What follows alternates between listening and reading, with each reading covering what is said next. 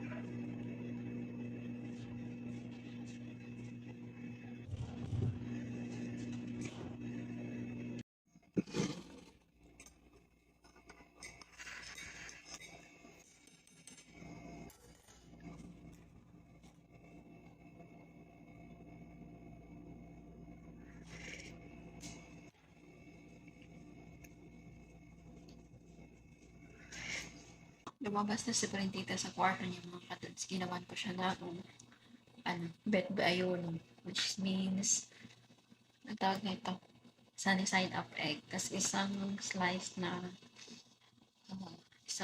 na bread.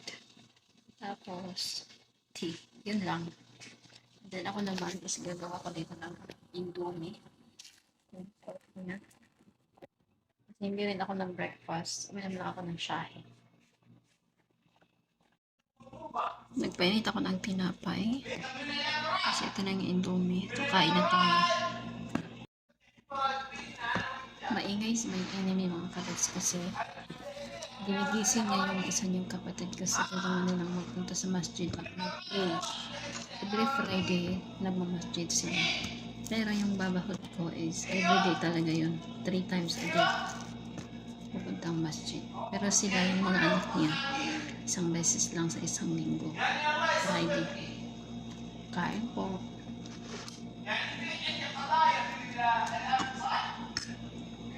Ang dilim. Saan ko na yung ilaw?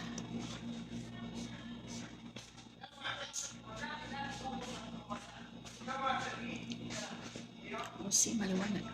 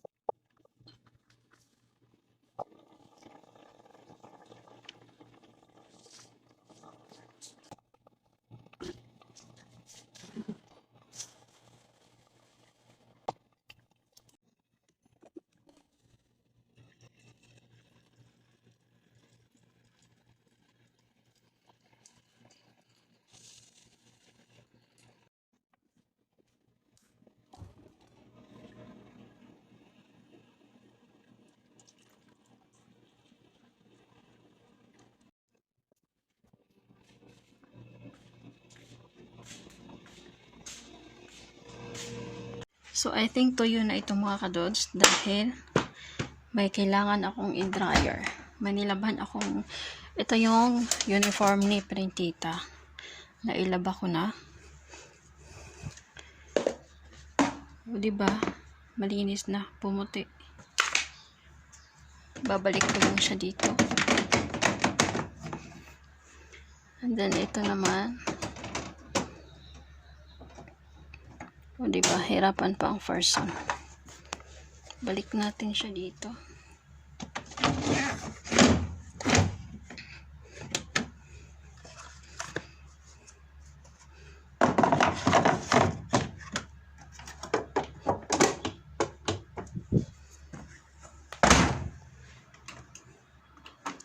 Pala nakasaksak. Tanggal ko pala.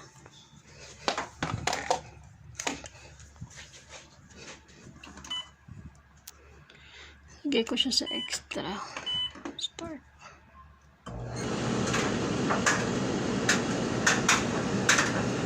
So, nakakabisi. Tingnan ko yan mamaya kung okay na ba or kailangan lang ba talagang deep cleaning o sadyang hindi ko alam ang problema. Charis. Hello mga kadods. Update. It's 5:05 na po ng hapon. So, kakaligo ko lang kasi hindi ako naligo kaninang umaga. Kahapon hindi rin, nung isang araw hindi rin. O, diba? Ganding ng person. So, yung update natin mga kadudes ay walang pagkain. Walang biniling pagkain si Babahot mga kadudes. Si Madam Damin umalis, nagpunta ng salon. Hindi ko alam kung nagpapakulay or nagpapaayos ng buhok. Kasi aalis sila sa Tuesday. Wedding niya ni my enemy mga kadudes. So, ayun. At sa Printita naman, hindi ko alam kung nandito sa bahay or wala. Kasi pagkatapos kong nagluto, pinagluto ako ni Babahot mga kadudes. Hindi ko maintindihan yung niluto ko kasi ay, yung salamin. Ano yan? Natumba girl. So, ayun mga kadudes. Ito nahulog. Pinagluto niya ako ng lunch niya. Nagluto ako ng manok. Sinahugan ko ng okra, apple, pears, papaya, ano pa ba yung sinahog ko? Cheese, cream, tapos yung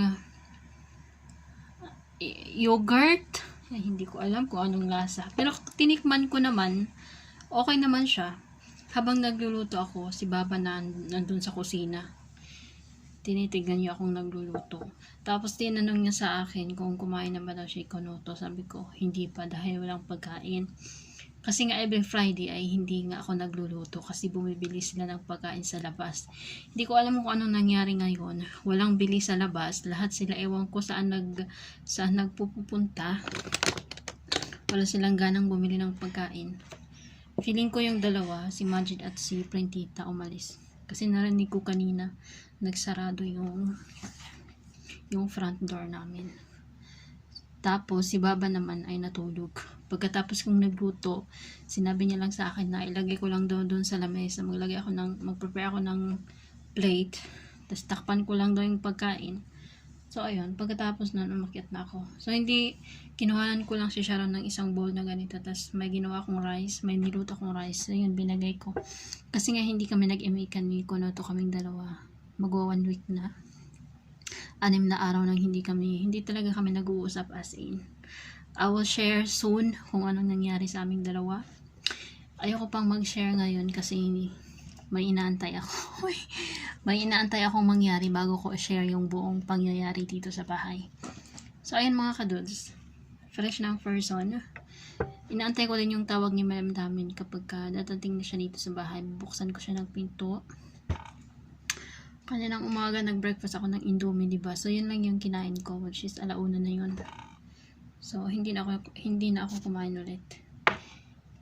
Nagtabi lang ako kay Konoto ng konti kasi hindi naman karamihan yung niluto ko.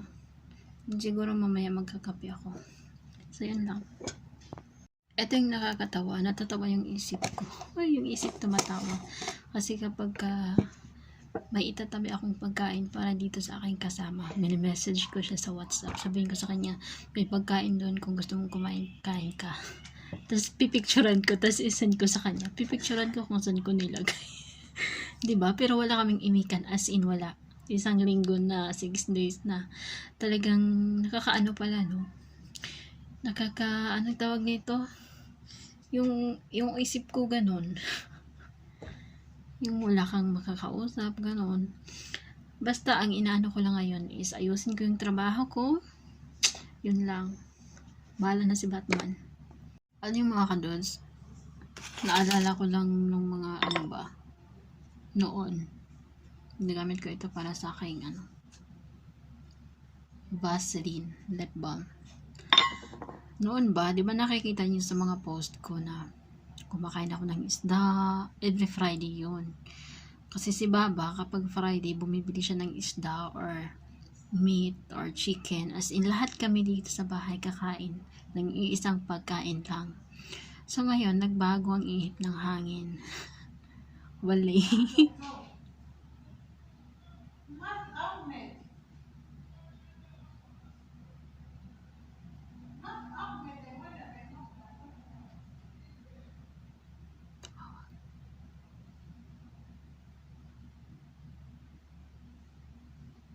Nagulat ako. Hindi ko alam kung bakit tinawag.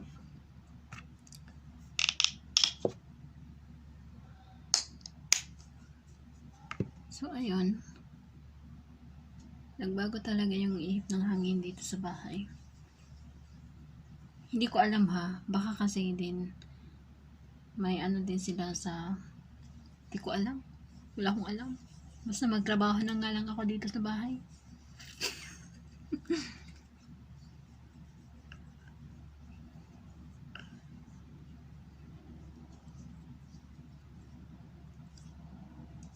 Diba?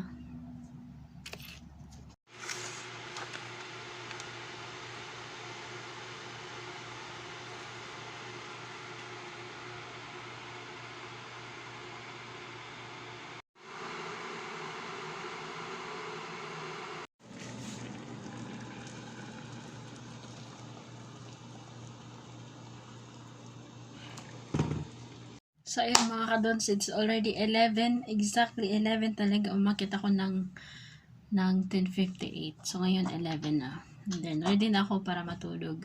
So, pagbaba ko pala kanina mga kadons, nakapagpahinga ang person kasi nga, alas 6 na dumating si madam namin dito sa bahay. Tumawag siya sa akin. And then, tama yung hinala ko mga kadons na lumabas pala yung dalawa. Si Majid at saka si Printita. And then, si Babahot naman is, hindi ako pinaluto ng kanyang dinner kasi madami namang pagkain. Kumain sila sa labas and then, yung sobrang nila doon is dinala nila rito sa bahay. So, ayun mga kadudes, etong gabi naman na to ay gumawa lang ako ng kerupuk, which is Indonesian, yung shrimp. So, ayun lang mga kadudes, and then popcorn kasi nanonood sila ng football. So, umakyat na ako kasi nga it's already time to sleep na mga kadudes. Actually, akala mo naman matutulog talaga. So, ayan lang mga kadudes, and thank you so much for watching. Bye!